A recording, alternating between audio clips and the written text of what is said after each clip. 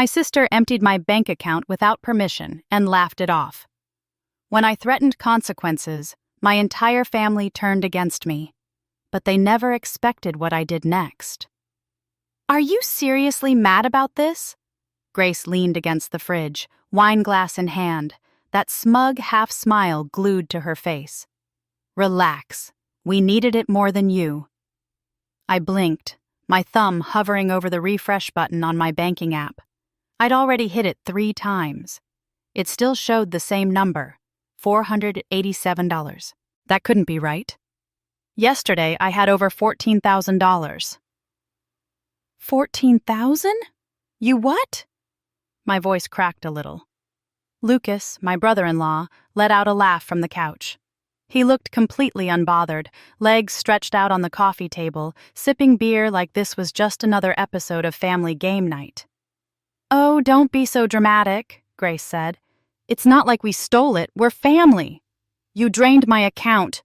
"It's not draining if we're going to pay it back," Lucas added with a shrug. "Eventually." My mouth opened, but no sound came out. I looked at Mom sitting across the room with her knitting. She didn't even glance up. "Mom," I said louder, "did you know about this?" She sighed like I'd just accused her of ruining dinner.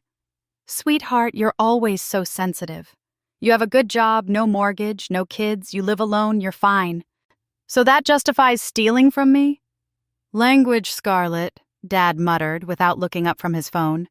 I turned to Grace. "How did you even get access?" "You left your info on the family computer," she said, unapologetic. "Maybe next time don't log in and walk away. Honestly, it's your own fault." "My own?" I stopped myself. My fingers curled into fists. My breathing had gone shallow. "You're making this a bigger deal than it needs to be," Lucas said. "It's not like we wasted it on nonsense. We paid rent, bought groceries, survived." "You didn't ask." "We didn't think we had to," Grace snapped. "You've been paying for stuff for years. What's the difference if it comes through you or from you?" I picked up my bag slowly. No one moved. No one apologized. No one even looked surprised. "You're leaving already?" Mom asked. "Yep," I said, zipping my coat. "But don't worry, I'll be in touch." "Don't be like that," Grace rolled her eyes. "We needed it more than you.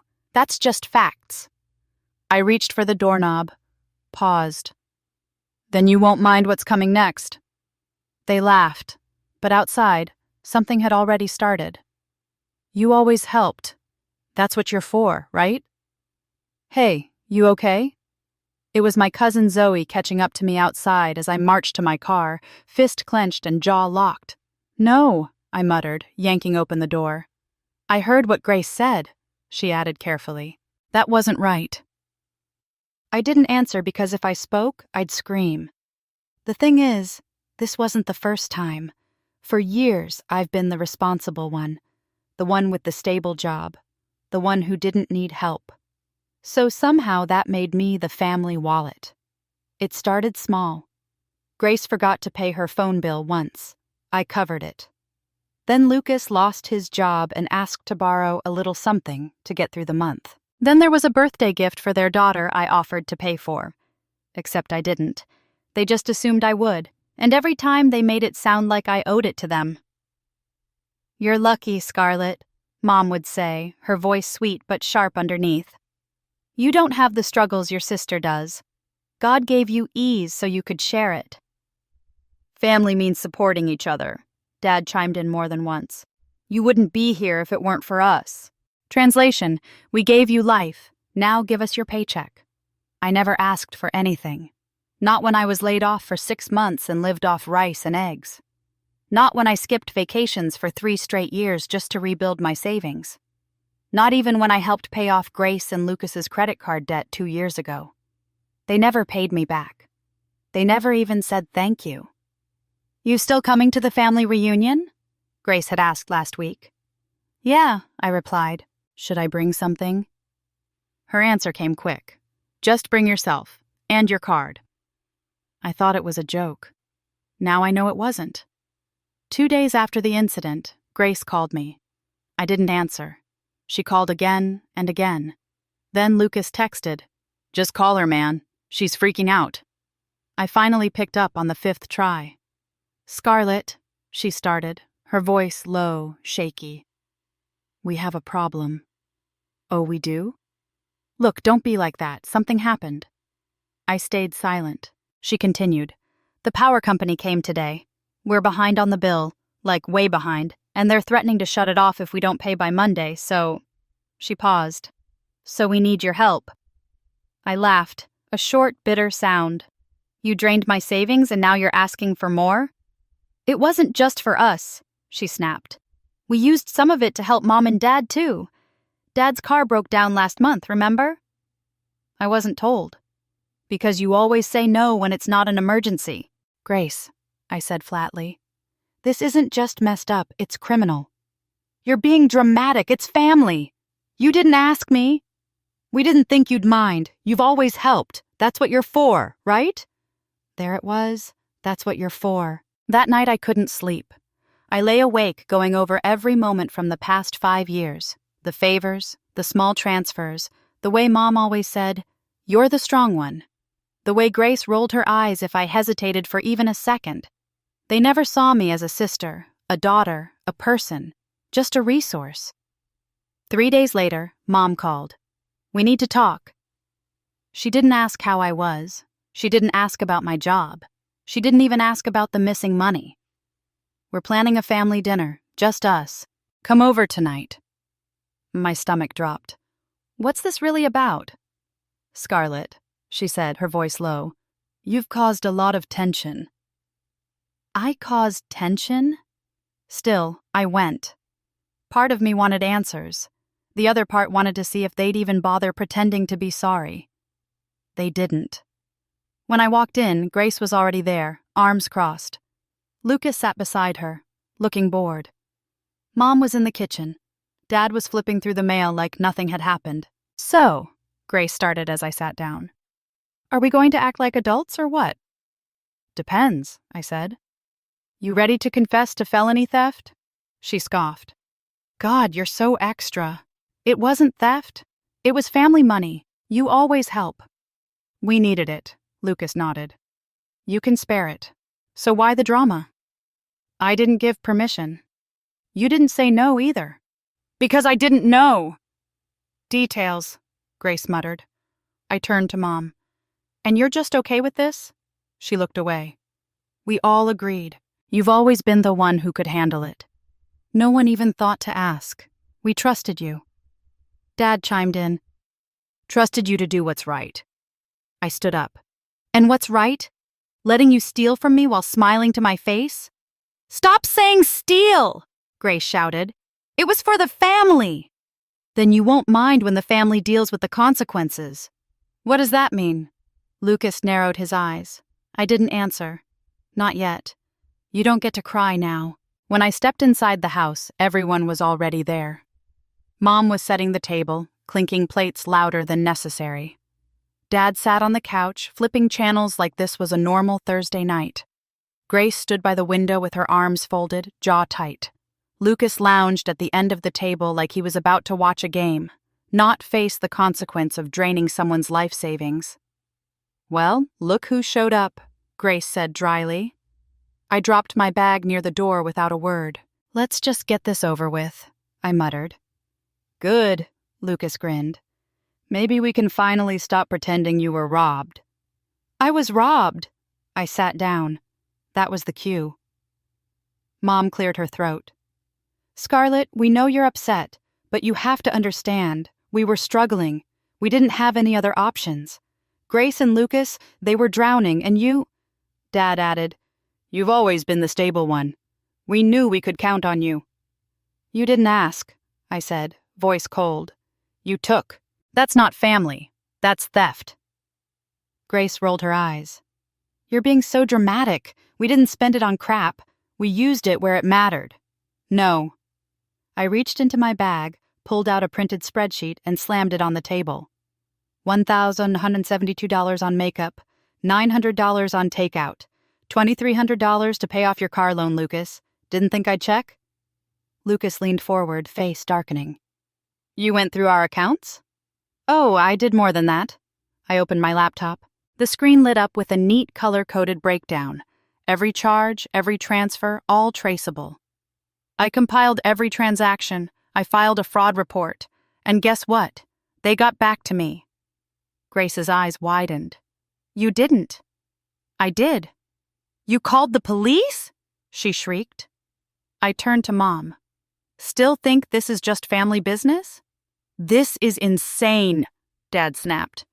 You want to put your own sister in jail? You put yourself there. Then came the knock. 3 hard, heavy pounds against the door.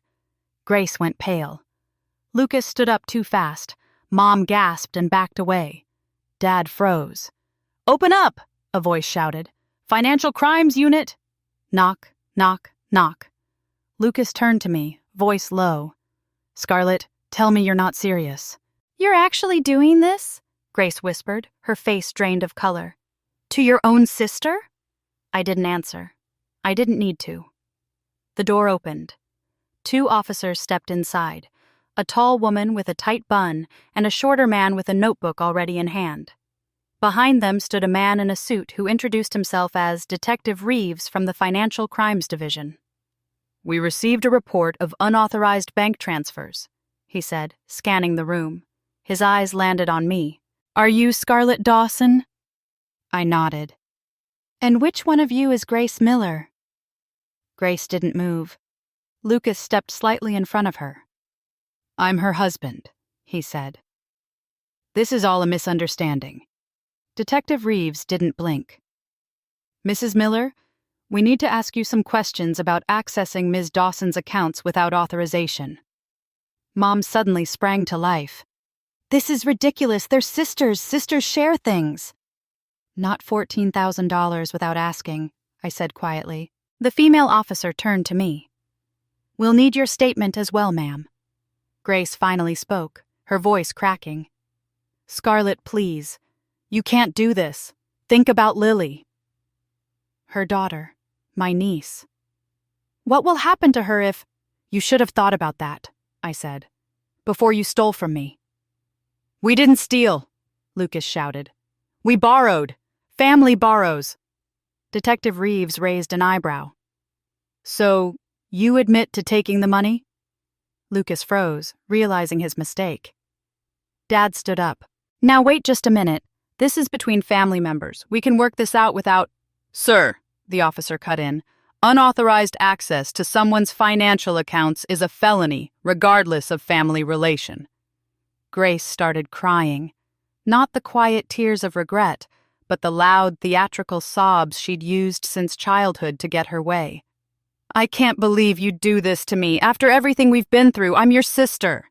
And I was your ATM, I replied. The detective asked Grace and Lucas to come to the station for formal questioning. As they gathered their things, Mom pulled me aside, her fingernails digging into my arm. Fix this, she hissed. Now. I can't. Yes, you can. Tell them you made a mistake. Tell them you gave permission. I pulled my arm away. I didn't. Scarlett, Dad joined in, his voice dangerously low. You're tearing this family apart. No, I said, looking him straight in the eye. You did that when you decided my money was community property. Grace paused at the door, mascara running down her face. You'll regret this, she said. When I'm in jail and Lily has no mother, you'll regret this every day of your life. I watched as the officers escorted them out. The house fell silent except for Mom's quiet sobs in the corner. Dad wouldn't look at me. I hope you're happy, he finally said. I wasn't happy. I was relieved. There's a difference. As I gathered my things to leave, Mom called after me. Where are you going? Away from here. You can't just walk out. We need to fix this mess you've created. I turned back one last time. I didn't create this mess. I'm just refusing to clean it up anymore. The door closed behind me with a satisfying click. My phone started ringing before I even reached my car. Grace's name flashed on the screen. I declined. Then Lucas. Declined. Mom. Declined. Dad. Declined. Then a number I didn't recognize. I hesitated, then answered. Hello? Scarlett? It's me, Ryan. Lucas's brother. We'd always gotten along well enough, though we weren't close. Ryan, I can't talk about— Listen, he cut in, his voice urgent. Grace is telling everyone you gave her permission to use your account. She's saying you're framing her because you're jealous of her family. I laughed bitterly. Of course she is. There's more. She's claiming you've been stealing from your parents for years, and this is your way of covering it up. My stomach dropped. That's insane. I know, but she's convincing. She's already called everyone in the family. Your Aunt Diane is posting about it on Facebook. I closed my eyes, leaning against my car. Why are you telling me this? A pause. Because it's wrong. What they did to you was wrong, and what they're doing now is worse. Thank you, I whispered. Don't thank me yet. It's going to get ugly. Grace is scared, and scared people do desperate things. He was right. By midnight, my phone was flooded with messages from relatives I hadn't spoken to in years. Some were confused, asking for my side. Others were furious, calling me selfish, heartless, a family traitor. Aunt Diane's Facebook post had over 50 comments, most condemning me for putting money above blood. Uncle Terry left a voicemail saying I should be ashamed of myself. My cousin Melissa texted that she never thought I could be so cruel. None of them asked if I was okay. None of them wondered why I'd reached this breaking point.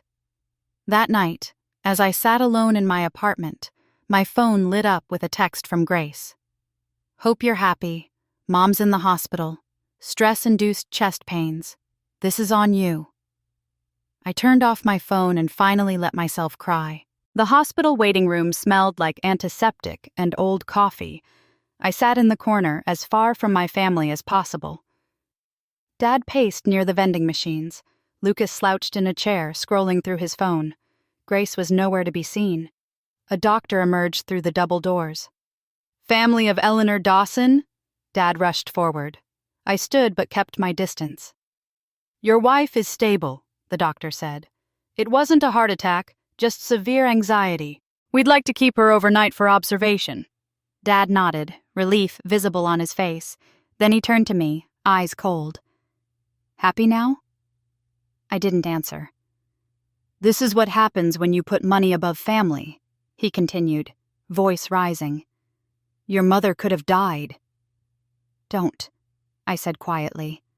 Don't what? Don't point out that your selfishness put her here? My selfishness?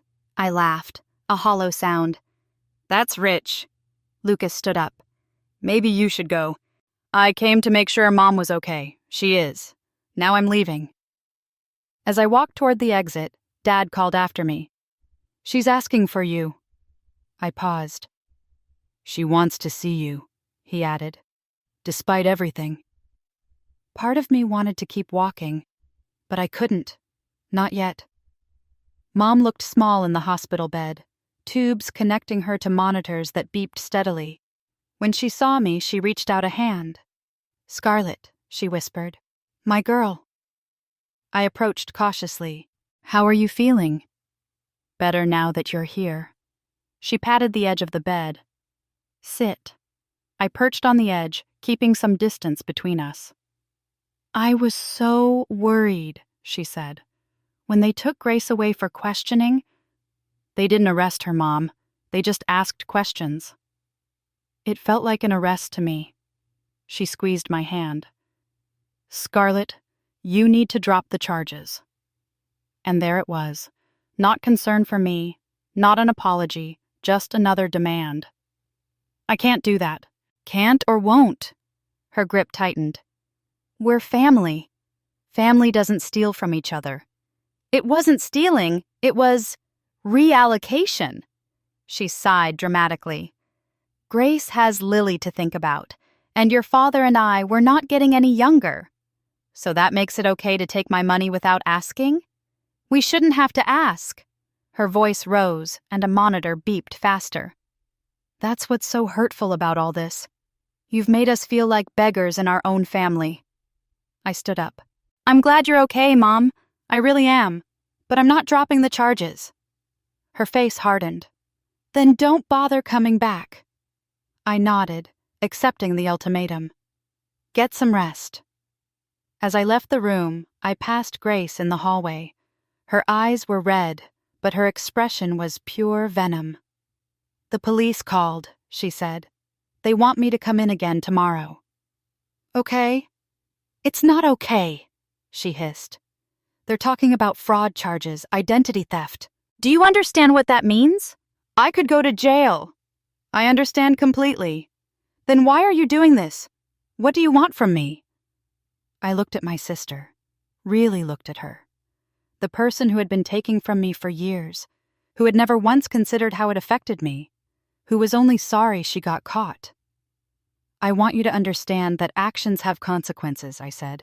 Even yours. Then 2 weeks later, I sat across from Detective Reeves in a small conference room at the police station. He slid a folder across the table.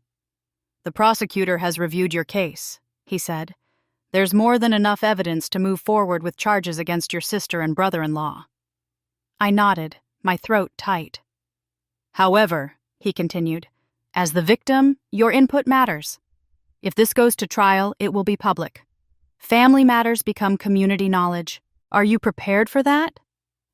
Was I? The past 2 weeks had been a nightmare of family text chains condemning me, social media posts painting me as the villain, and daily voicemails from Mom alternating between guilt trips and threats. Only Ryan had stood by me, confirming to the police that Grace had bragged about borrowing from my account before. His support had cost him too. Grace wasn't speaking to him anymore. Ms. Dawson, Detective Reeves prompted. I want to proceed, I said firmly. He nodded. There's something else you should know. We found evidence that this wasn't the first time. Your sister has accessed your accounts at least 6 times in the past year. My stomach dropped. 6 times? Small amounts each time. A few hundred here, 1,000 there. Nothing that would immediately raise flags. I felt sick.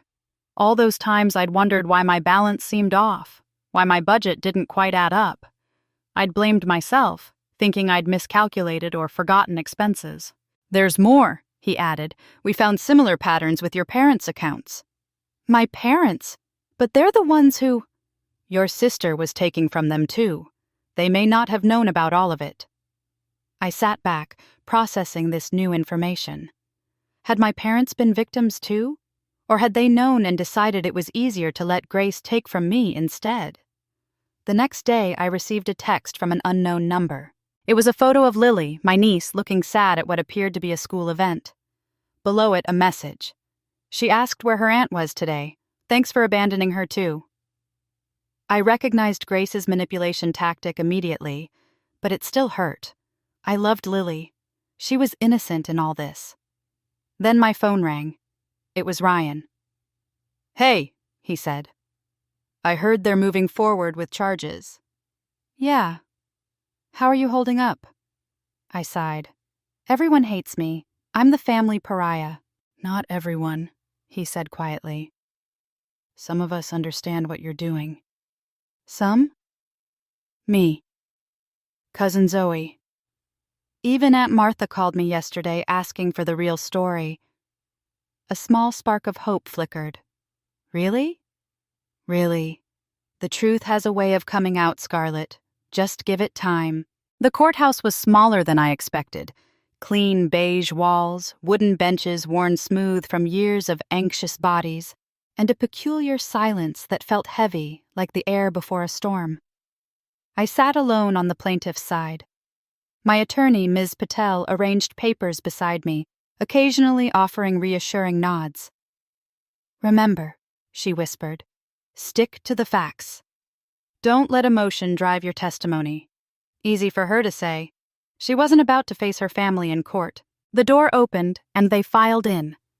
Grace first, wearing a conservative navy dress I'd never seen before, her hair pulled back in a modest bun. Gone were the designer clothes and flashy jewelry she usually flaunted. Lucas followed in a suit that actually fit him for once.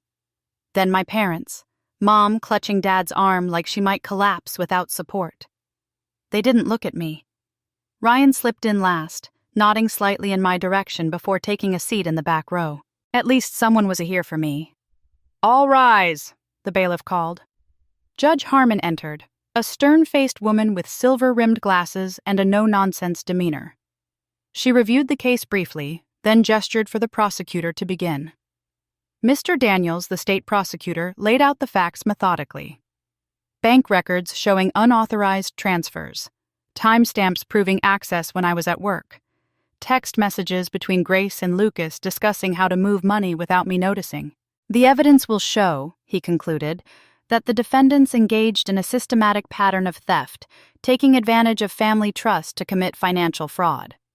Grace's attorney, an expensive-looking man in a tailored suit, painted a different picture. "This is a family misunderstanding," he insisted. Ms. Miller believed she had implicit permission to access these funds in times of need. The Dawson family has always shared resources. This was not theft. It was a continuation of their long-standing financial arrangement. I gripped the edge of the table. There had never been an arrangement. There had only been taking. When my turn came to testify, I walked to the stand on legs that felt like water. After being sworn in, I faced the courtroom, faced my family, and told my truth. "I never gave permission for anyone to access my accounts," I stated. "I discovered the missing funds when I tried to make a down payment on a house I'd been saving for over 5 years. "And how did you discover who had taken the money?" Mr. Daniels asked. "I checked my transaction history and found transfers I hadn't made. They went to an account I didn't recognize. The bank traced it to my sister." "Did you confront your sister about this?" "Yes. She admitted taking it but said it wasn't stealing because we're family." Grace's attorney cross-examined me aggressively, trying to establish a pattern of financial sharing. "Isn't it true that you've helped your sister financially in the past?" "Yes, when she asked directly." "And you've given money to your parents?" "When they needed it and asked me for it." "So the Dawson family does share financial resources?" "We help each other when asked. That's different from taking without permission." He smiled condescendingly. "Is it really so different? Or are you just upset that you weren't acknowledged as the family savior this time?" "Objection," Mr. Daniels called. "Argumentative." "Sustained," Judge Harmon said. When Grace took the stand, she was a different person than the sister I knew. Gone was the entitlement, replaced by a humble, tearful demeanor. "Scarlett always helped us," she said, dabbing at her eyes. "She was the successful one. We never had to ask. She just gave. I thought this was the same thing." "Did you believe you had permission to access her accounts?" her attorney asked. "Yes," Grace nodded earnestly. "We're sisters. We've shared everything our whole lives." When it was the prosecutor's turn, he approached with a folder. "Mrs. Miller, can you explain these text messages between you and your husband?" He handed her printouts. Her face paled slightly. "Got another $2K from S's account. She'll never notice," he read aloud. "And your husband's response? Sweet. Don't take too much at once." "Does that sound like someone who believed they had permission?" Grace stammered. It was a joke between us." "A joke about stealing from your sister?" "We weren't stealing." "Then why hide it? Why not tell her?" Grace's composure cracked. "Because she would have said no. She's always been selfish with her money." The courtroom fell silent. Even her attorney winced. "Selfish," the prosecutor repeated. "For wanting to keep her own money?" Grace realized her mistake too late. "That's not what I meant." "I think it's exactly what you meant, Mrs. Miller." My parents testified next, both claiming they had no knowledge of Grace's actions. Dad insisted our family had always been communal with finances. Mom cried about how this legal action was destroying our family. Then came the surprise witness, Ryan. "Mr. Miller," the prosecutor began, "as the defendant's brother-in-law, what can you tell us about these financial transactions?" Ryan looked uncomfortable but determined. "Grace told me she was borrowing from Scarlett's accounts. She bragged about it at a family dinner last Christmas. Said Scarlett had so much money she wouldn't miss a few thousand." Grace gasped audibly. "And what was your reaction?" the prosecutor asked. "I told her it was wrong." She laughed and said Scarlett owed her anyway for being the favorite daughter. The testimony continued for hours. Bank representatives confirmed the unauthorized access. A financial crimes expert explained how the pattern of small withdrawals indicated deliberate evasion. By the time closing arguments came, I was emotionally exhausted. The prosecutor summarized the evidence methodically. Grace's attorney appealed to family bonds and misunderstandings. Then we waited. Judge Harmon didn't take long. She returned with a verdict that silenced the courtroom. "The evidence in this case is clear," she stated. "Grace Miller knowingly and repeatedly accessed her sister's accounts without permission, taking substantial sums of money. The text messages alone demonstrate awareness that these actions were unauthorized." She looked directly at Grace. "The fact that your family doesn't exempt you from the law. In fact, it makes this breach of trust even more egregious." The sentence came down. Grace would serve 6 months of house arrest, 3 years probation, and was ordered to pay full restitution plus interest. Lucas received probation as an accomplice. As the courtroom emptied, Mom approached me, her face tight with anger. "I hope you're satisfied," she hissed. "You've destroyed your sister's life." Dad wouldn't even look at me. Grace passed by last, escorted by her attorney. "This isn't over," she whispered. "Family remembers." Ryan caught up with me outside. "You okay?" I wasn't.